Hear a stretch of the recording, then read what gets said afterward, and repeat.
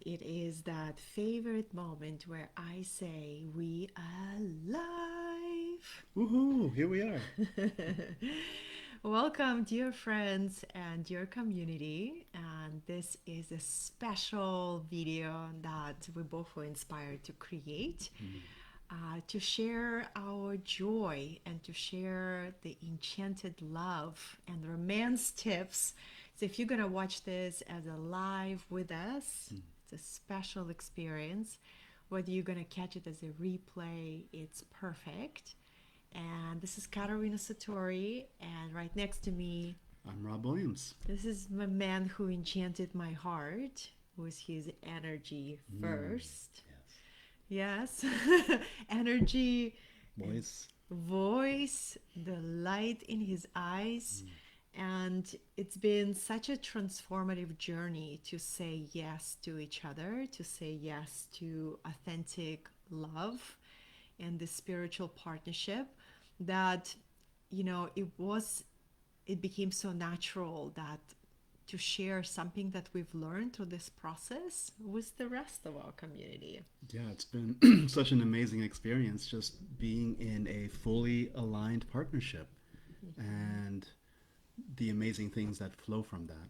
And I hope that some of the things that we share today will resonate and will give you some ideas on how you can put that spark back into your own relationship if you're already in a relationship, Mhm. or that it will get the creative juices flowing for your next relationship. Like, what can you do to really make that romance sparkle and sizzle? Because the one thing we consistently heard from like the first week of us being with each other, we would walk on the street and strangers would come up to us and they would say, "Oh my gosh, the Mm. love is beaming through you." Mm. And yes, you can say, the first 3, 4, 5 months of being together, it's a natural thing. But what tends to happen is Eros tends to dissolve around 6 months or so, unless you choose to cultivate the romantic flame, Mm. right? And to become really devoted to it, right? It's the devotion to cultivating that flame of Mm. romance. And that's something that I wanted so much in my life that when I was calling in a partner, I was very specific about calling in an erotically alive, passionate, tantric soulmate union. Beautiful. Were you doing the same? I was doing the same. I was calling in a fully aligned partnership, and I didn't have any preconceived ideas of what that might look like or how that Mhm. might unfold. And I think that's been part of the secret sauce for me, just releasing expectations that this relationship, this partnership, doesn't have to look anything like anything I've experienced before. That's beautifully said. And I'm just going to check the sound to make sure our sound is Mm. working. Um, I because can hear that's, you. you can hear me. Yes, the sound is working. Perfect.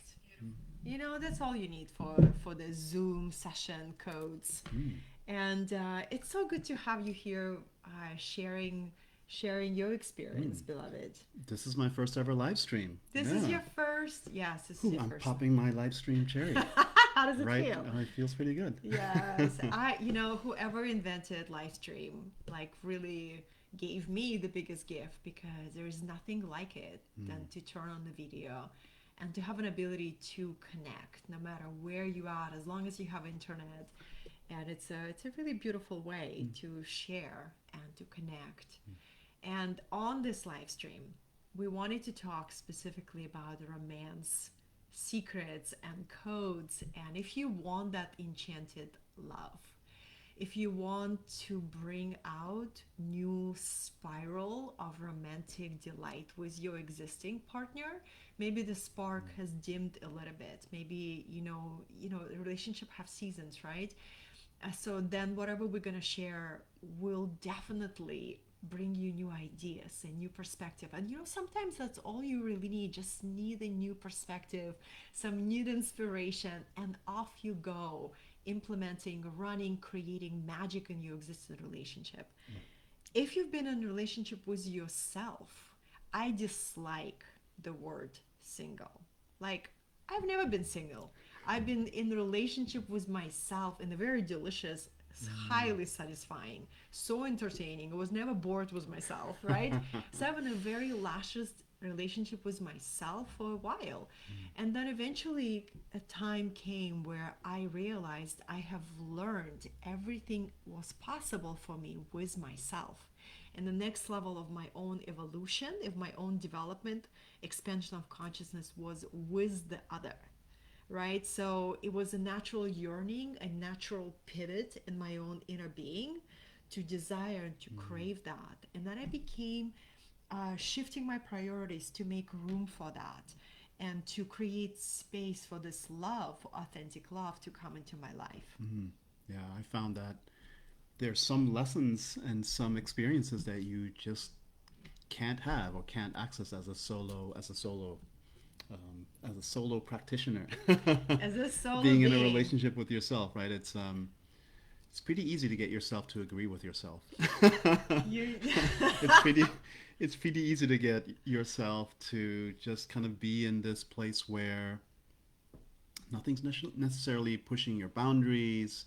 Nothing is inviting you to a deeper reflection by holding up a mirror, as we often receive, as we always receive in relationships. They're always a mirror of our own consciousness and a mirror of what lessons we have before us. And so, how beautiful that we get to.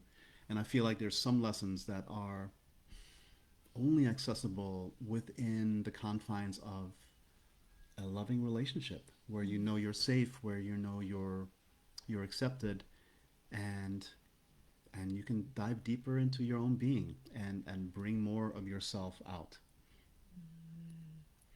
I was sharing with Rob this morning when during our morning cuddling sessions.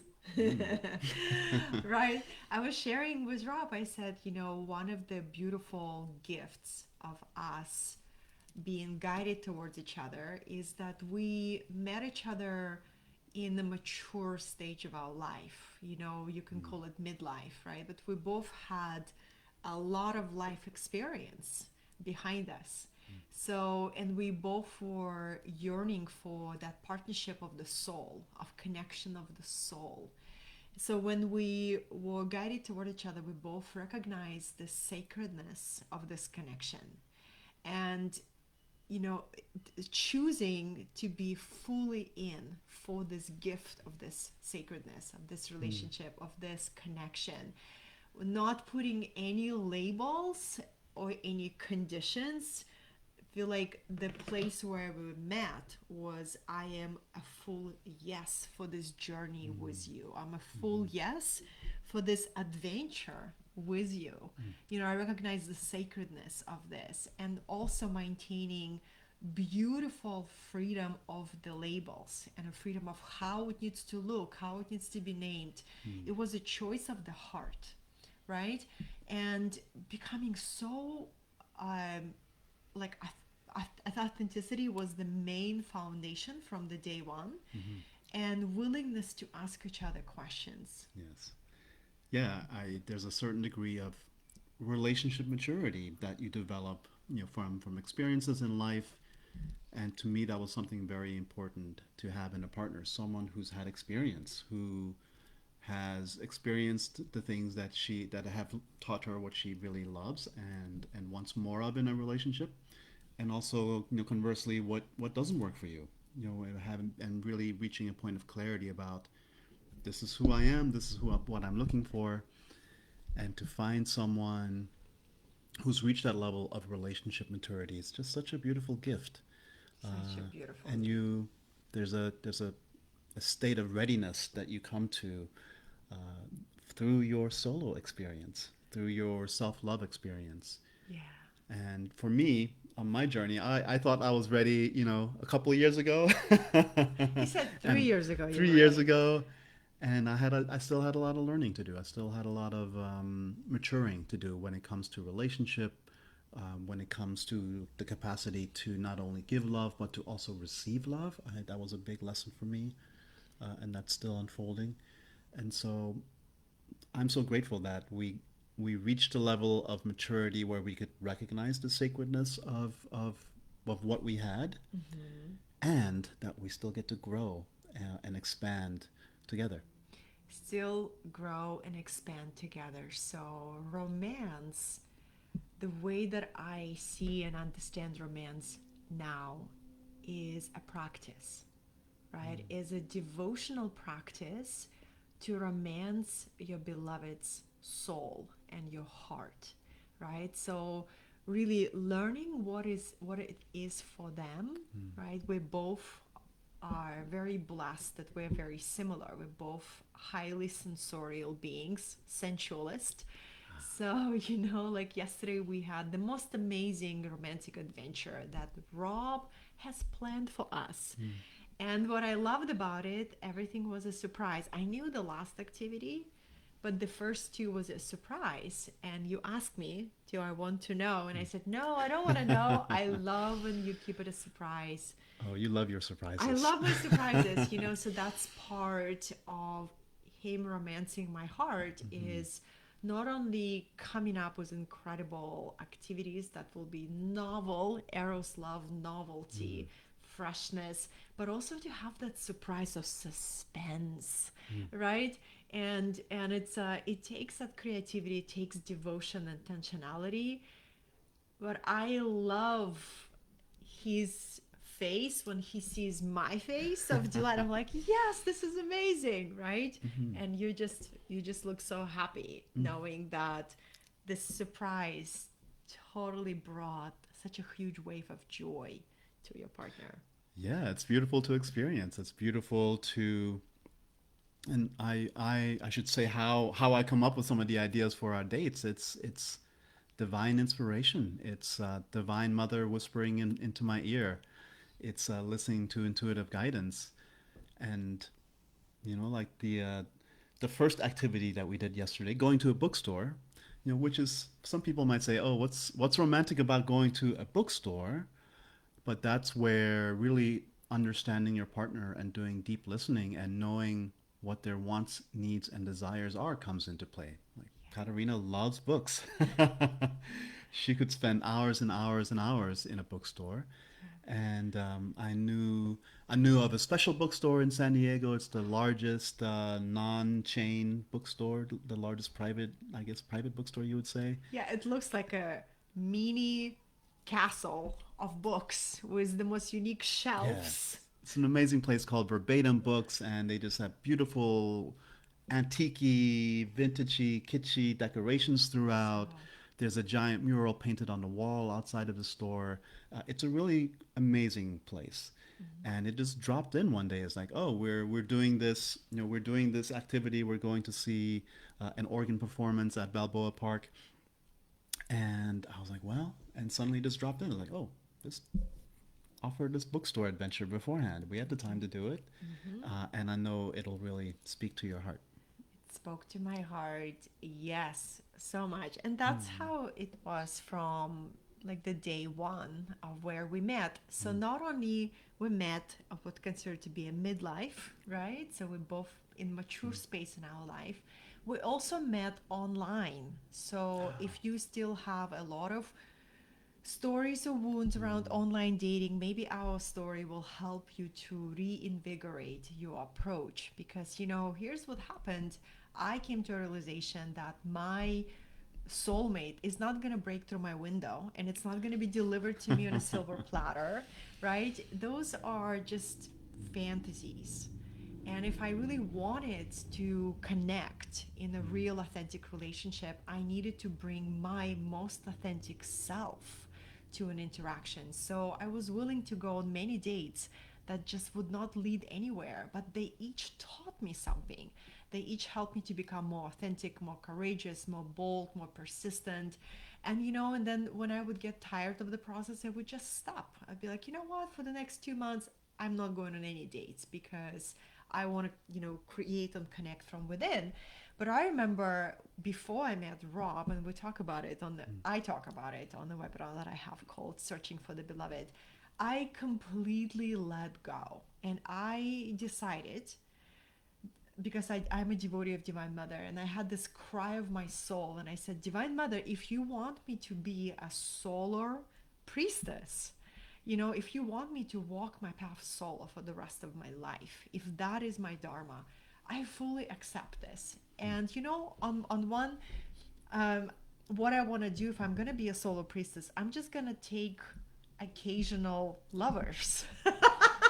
That was my thought process, and I was like, you know what, because it was a long time for me of meeting somebody that my heart and my body and my mind and my soul would says, yes, I want to explore.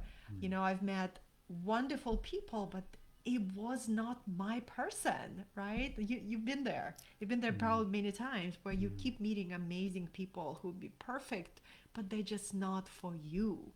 And the more you know yourself, the faster you know that. It's energetics, it's frequency, it's the heart vibration, heart nervous system compatibility. So And it doesn't mean that there's anything wrong with that person. It doesn't mean that no, there's anything wrong with you.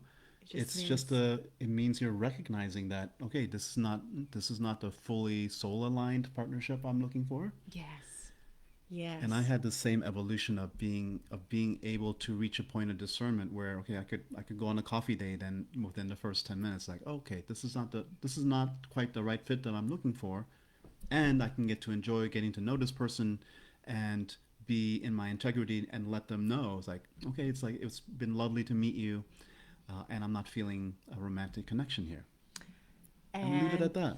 yes, but when we did meet, the romantic connection was felt from very Mm. beginning, and it also progressed gradually over the first 7 hours, which was the length of our date, 7 hours, Our lunch date. our lunch date.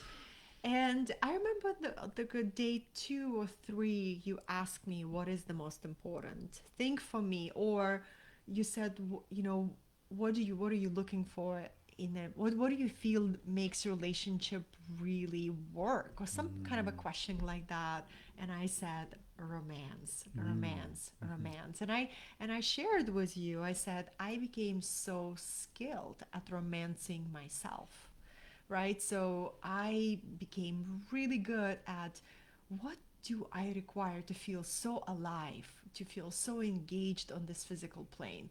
So I've developed this skill set, and I said, I want to be in a relationship where my partner can romance me way more exquisitely than I can do myself.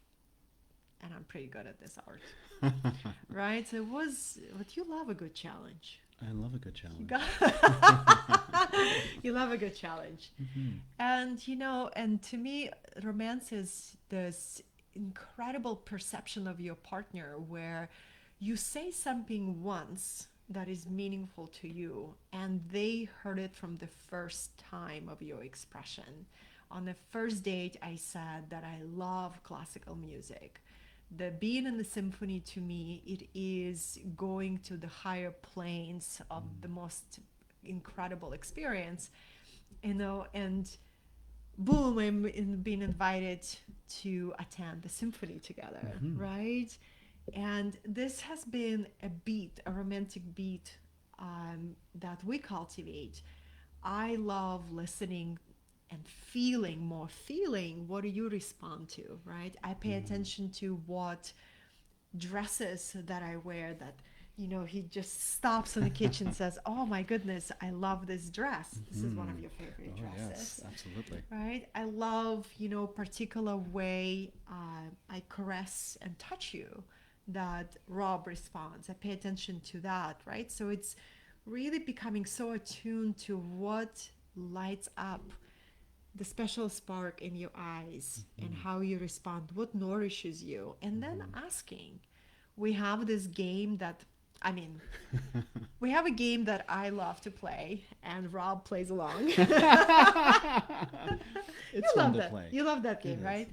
It's a game for long-term couples. That is, you ask questions that are pre-written on the cards, and one of the question was, like, what feels like an expression of love to you? And it surprised me. But I love to hear it from you. You said one of the ways that Rob feels loved is when I make him a nourishing meal. I was like, that simple? Okay. you know, And guess what? I'm receiving lots of nourishing meals. lots of nourishing meals since we've lived together. And even, when we were still living in separate places, I've learned that what makes him loved. So, of course, it brings me so much joy to make you nourishing meals because it makes you feel loved. I feel like that's a great observation, honey. There's not a a cookie cutter approach that you can follow, right? There's No, not a do these 10 things and your partner will feel loved and cherished and seen. The invitation is to really do some deep listening and to really open your heart and invite your partner to tell you what it is that they love, that what makes them feel loved, what makes them feel seen, what makes them feel desired, and then build from that foundation. that's right. That is right.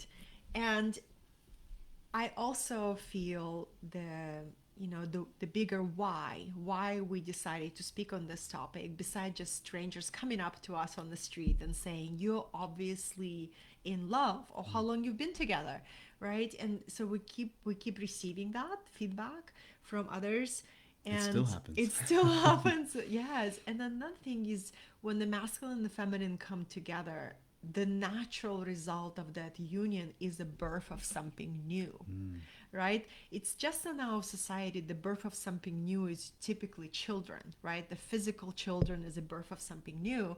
But a new paradigm that we're experiencing, we're seeing with our peers, people who come together in a midlife, right? It's a birth of creating something new, whether it is a creative project or a way of sharing your voice, sharing your vibration, sharing your experience, right? Or painting together. We created this room together, right? This room called Shakti.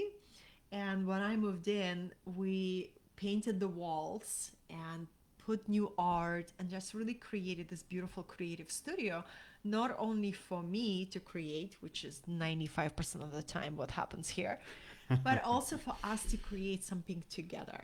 And it brought so much joy, so much that, when we were talking about this radical, sensual, tantric aliveness that we're experiencing together, you said, I wish more people would know about this.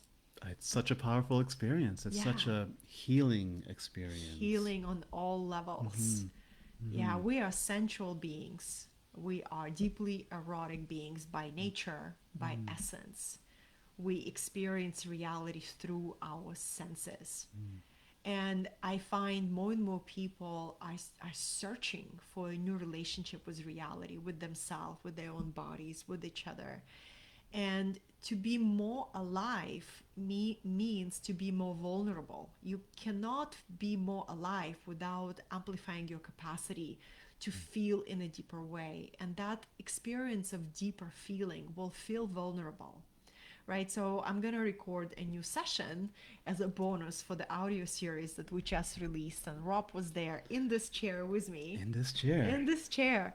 And I'm going to call this session The Art of Allurement, the art of enchantment, how to enchant your partner over and over and over again, and how to receive that enchantment from them. Because this is what I have found through many years. We so yearn to be enchanted by the one we love. We want to be seduced. We want to be reseduced, right? We want to be taken into the depths of passion. And somebody has to go first. Sometimes it's you, sometimes it's me, right? We don't have any like hierarchy who does the enchantment. It's a natural pulse of enchantment that we track with each other, right? And sometimes that process is vulnerable because somebody has to go first. Somebody has to be like, I'm yearning for this deeper sensual connection. I'm yearning to show you my primal self in a new way. I'm yearning to show you this other version of me, right? I'm learning to bring more and more and more of me to share with you.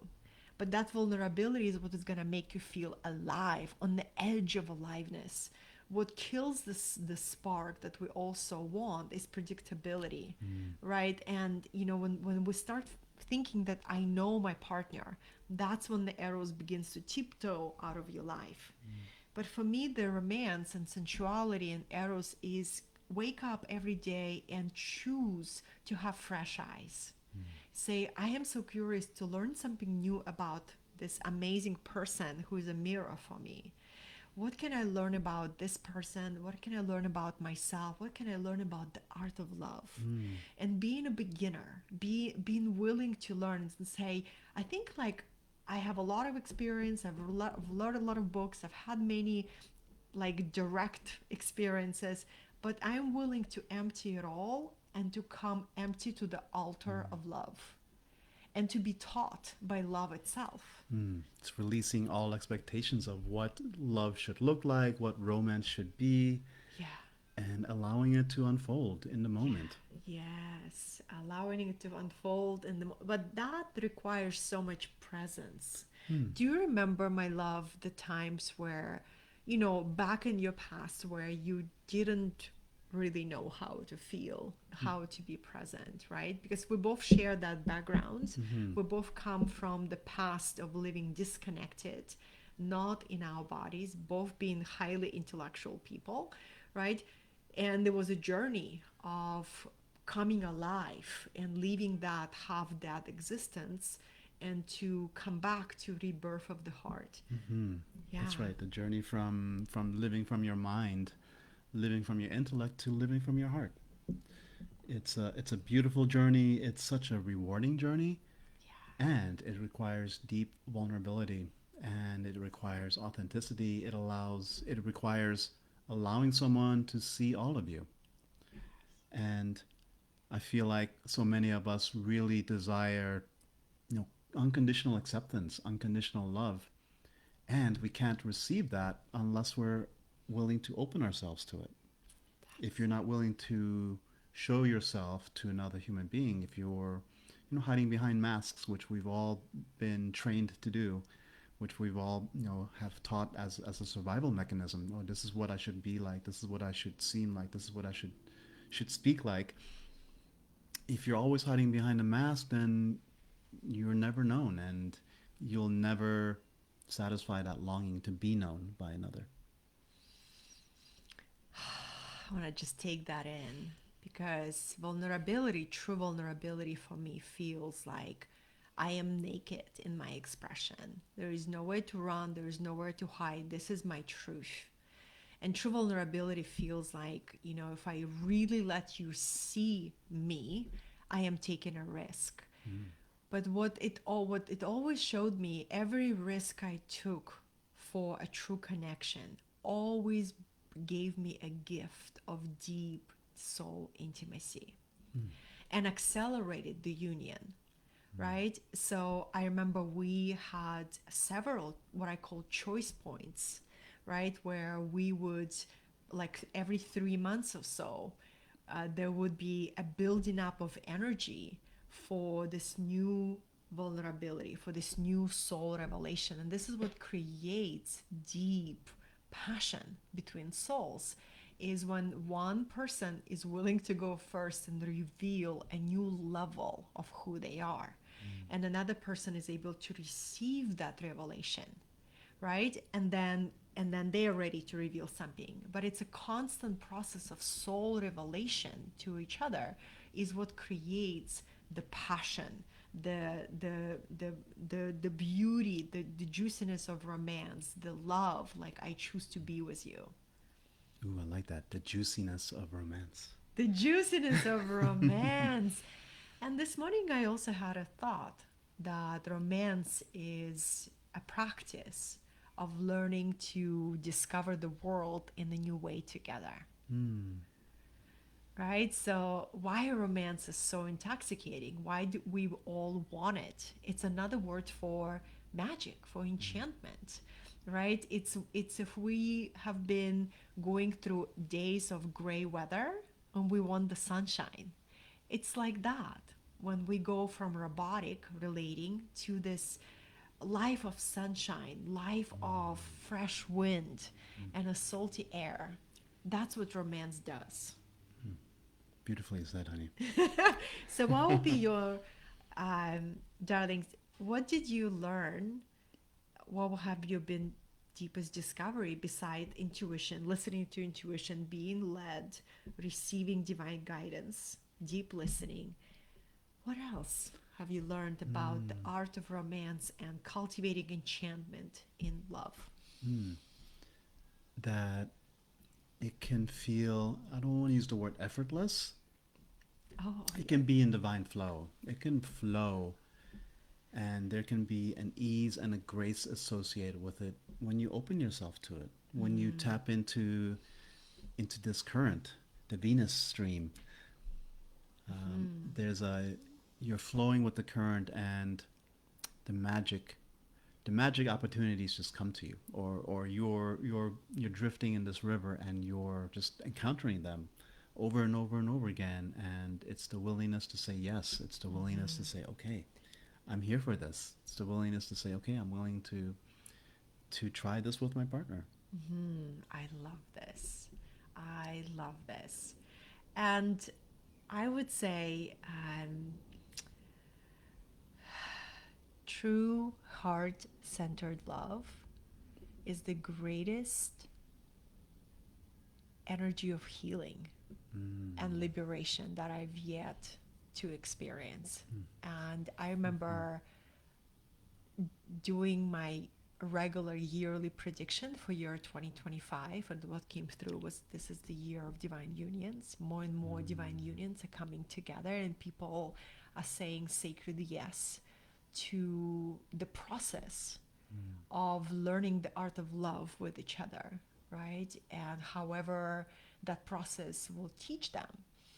And I find that when we have romance, when we cultivate romance, whether we're solo with our partner or with the one that we're calling in, everything becomes more colorful, more memorable, because, it's so deep in the human soul, the yearning to connect deeply, the yearning to be loved unconditionally.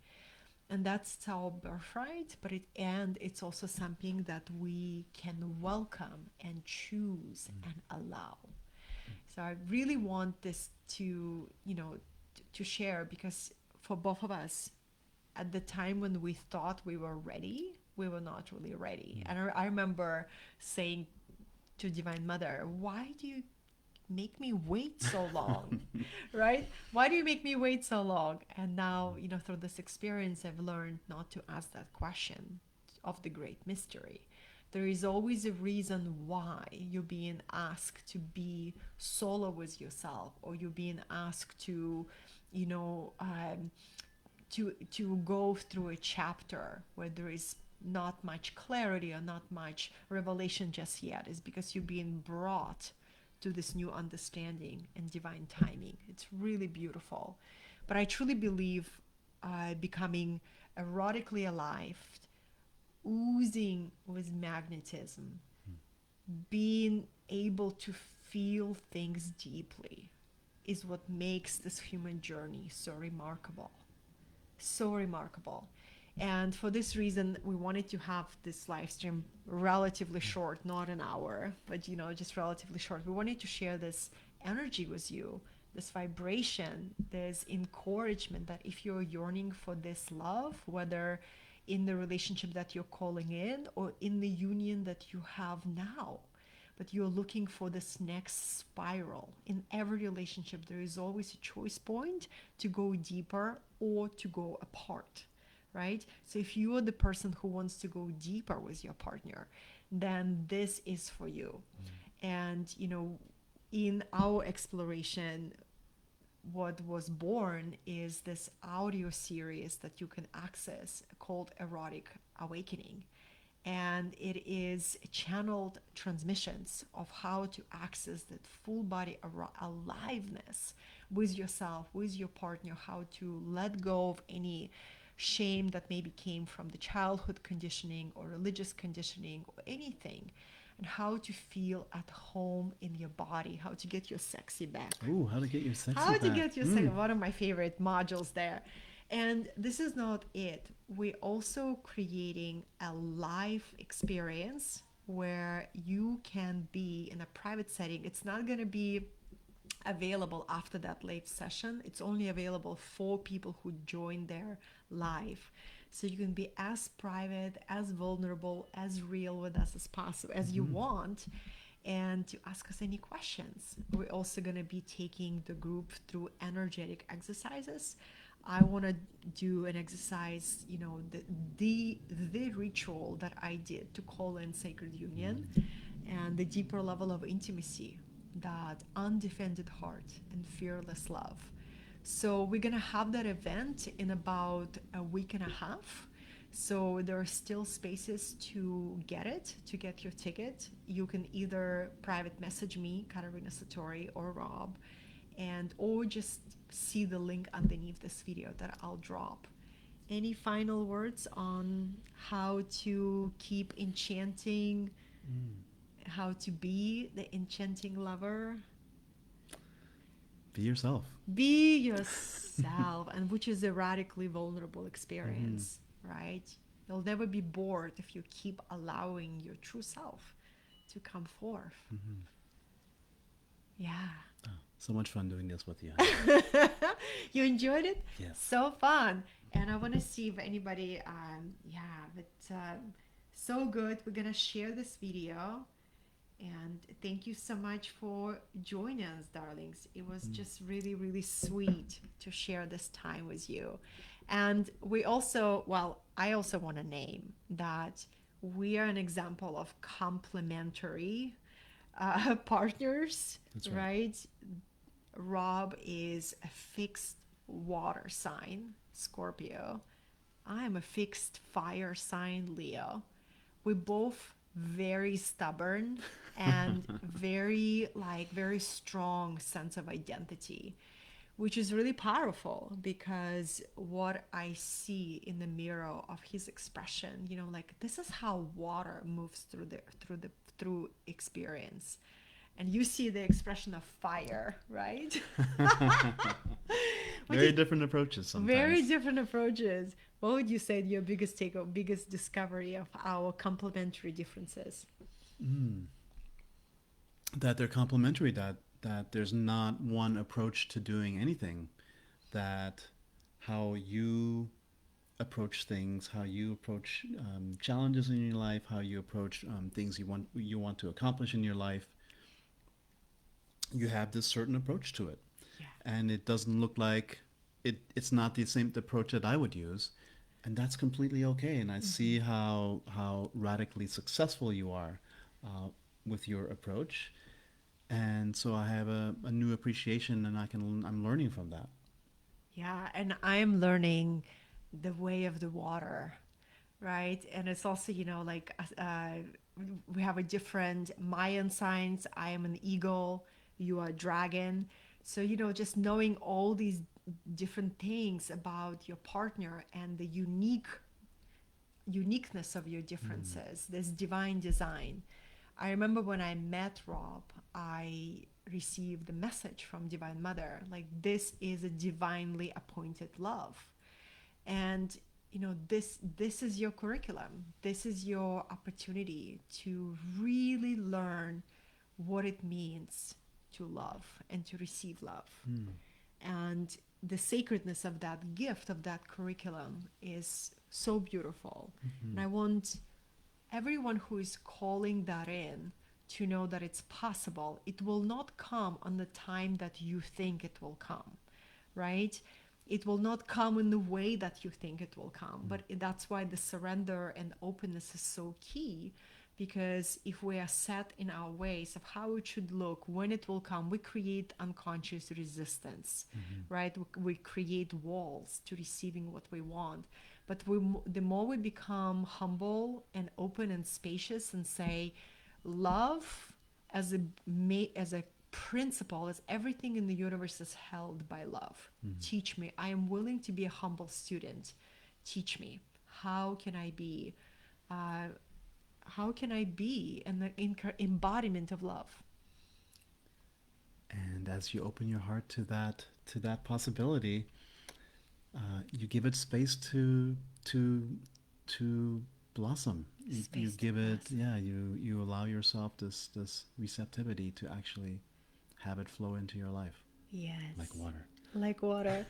My beloved community, I'm so grateful. I had an opportunity for you to meet Here I this am. this playful, passionate, peaceful Mm. being. I have so many nicknames for Rob. When I love somebody deeply, I come up with the most hilarious nicknames. Hmm. And I often refer to him as a human CBD, right? As for the calming effect. And one of the big lessons that, was a huge revelation for me is choose a partner with whom you have nervous system compatibility, with whom naturally when you spend time together, you could be reading together, you could be having food, you could be just going on the walk. Your energy field restore each other. You don't deplete each other by being together. That means your nervous system is compatible. And that was such a huge also romance code. How do you choose a partner with whom you have nervous system compatibility? Because we're both introverts, We're so we both introverts. both really value our alone time. Yes. And for me, it's like when I'm in a big crowd, right? That's draining my energy. That's not replenishing it. And so it's nice to be in a partnership where we can be together, and it's actually also replenishing my energy. That's right. So, authentic love, as I understand it now, it's passionate, peaceful, playful, purposeful, present, and just constantly surprising in its depth and in its wonder. Well said. Well said. My passion fruit. That's my nickname. Yes. So, dear ones, if you'd like to join us for a live experience as a special one time thing that we're doing, right? Would love to have you. I believe it's only $100 to upgrade so far. So, send me a private link. I'll send you a link to join. Would love to have you. It will be just an amazing, amazing experience that will bring a lot of support. It'll be a powerful experience, and we're so excited to hear your questions and to be with you. Like a beautiful, private, intensive online that you can join from everywhere. Have a beautiful rest of the day. We are going to spend quality time together today, doing the things that we love. Tomorrow, I'm teaching mystery school. So, I've been teaching online for 11 years on a huge variety of topics. A lot of times people know me for my teachings on mysticism, sacred feminine, leadership, feminine entrepreneurship. But this one key piece about how do you relate with your partner? How do you anchor sacred union as a pillar of ascension in your life? That piece, I'm so glad we're covering it. And I'm not covering it alone. I'm covering it with the man who enchanted my heart. Yay. You. Thank you so much for joining us, Thank you. darlings. And we'll see you next time. Bye.